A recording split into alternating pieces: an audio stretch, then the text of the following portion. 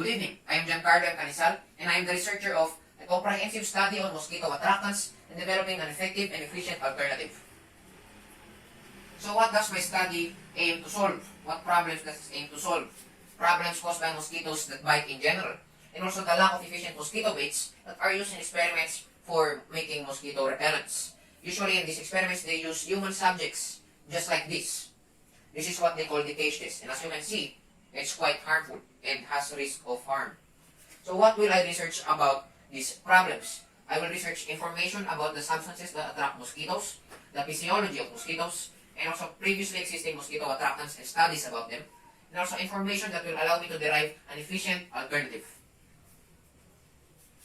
Here are the main questions that my study aims to solve. Are the prototype attractants effective and efficient? That is the general question. And also, for specific questions that you might understand even more later, are how did the attractants perform over time? What is the effect of human sweat, cooking oil, and egg yolk solution to the performance of the prototype attractant? And how does the heat of the hot bath in the prototypes affect the attractiveness of the attractant to the mosquitoes? So before that, I want to tell you why my study is important. Like what I have said earlier, it is to reduce the risk of harm from using the human subjects in testing of the repellents. So this is another example.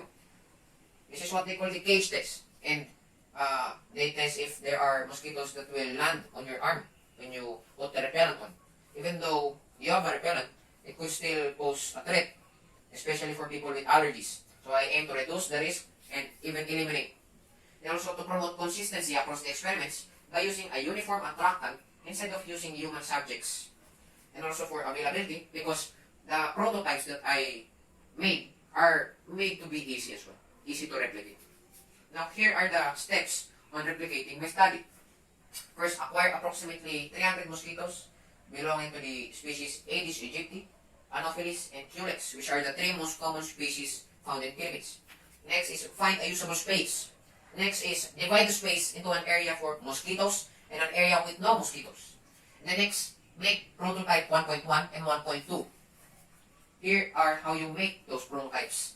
For the prototypes, you acquire a hot bag, and then wear a cotton-based cloth, and then exercise while you wear those. So the sweat that you create will be absorbed by the cloth. And then while you're doing that, you could also heat the bag. Then after those, you then wrap the sweat-soaked cloth around the bag. For prototype 1.2, it is basically the same, but instead of just sweat, you instead soak the cloth in human sweat, cooking oil, and egg yolk solution. But why though? The human sweat usually evaporates around 2 to 4 hours. It evaporates significantly. So by adding the oil, I hypothesize that it will evaporate less quickly, slower. And the egg yolk is basically just the emulsifier to allow the oil and the sweat, which has different densities, to mix. So that is how you make the prototype 1.1 and 1.2. Let's go back. So after making them, you introduce the mosquitoes to their designated area after dividing the space. And then the attractant on its designated area with no mosquitoes. So here's an example. I borrowed an image from WikiHow, an aquarium. You say you might want to put mosquitoes here and the attractants here. Here's what you do next. You open the bridge between the two areas.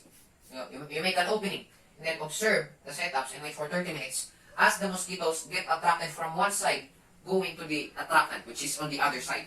Then after 30 minutes, you close it, trapping the mosquitoes that were attracted on the other side, and then you kill them using insecticides or pyretrum in order to manually count them when they drop dead, and then record the results. And then perform it again after time interval. Now mosquitoes usually are active, most active during dawn and dusk. So you could perform a run at dawn and then another at dusk at the afternoon. Now here are my setups in order for you to understand even more how I will do the experiments. So my independent variables are the attractants. And then the constants are initial amount of mosquitoes are the same, 300, that's what I've said earlier. And also the amount of allotted space for each variable is the same. Now the dependent variable are basically just the results. The amount of mosquitoes that were attracted after the given amount of time. And also the reusability. Because remember, after doing the run on dawn, you will run it again on dusk to see if the attractants that you just used at dawn still retain their effectiveness at dusk. So here are the independent variables, 1.1, prototype 1.2. Then I'll compare them from the human participant, which is the real deal. And then last is a null set to just serve as a comparison. You know, the non-heated, clean, and gray hot bag. A variable that is in all aspects neutral to serve as the zero, the comparison, you know. Next, here is what my study includes and the limitation. The scope, making an effective and efficient alternative attractant, and experimentation using the following: prototype attractants 1.1 and 1.2, the species of mosquitoes that are Anopheles, Aedes aegypti, and Culex, a human participant, and then comparison on the efficacy and efficiency of the prototypes to the human participant. So as I've said, the limitations of my study is the time of year when the experiment takes place cannot be controlled because it follows the schedule of the school. So there might be effects on the activities of mosquitoes during the different seasons, but I cannot control that because, as I said, it does follow the school schedule. And also, not limitations but are unknowns is how I will be able to conduct these experiments. I could either use an aquarium and do it at home, or collaborate with mosquito breeding institutes such as PNRI, and then use or borrow their laboratory equipment. Here are my sources. That is all.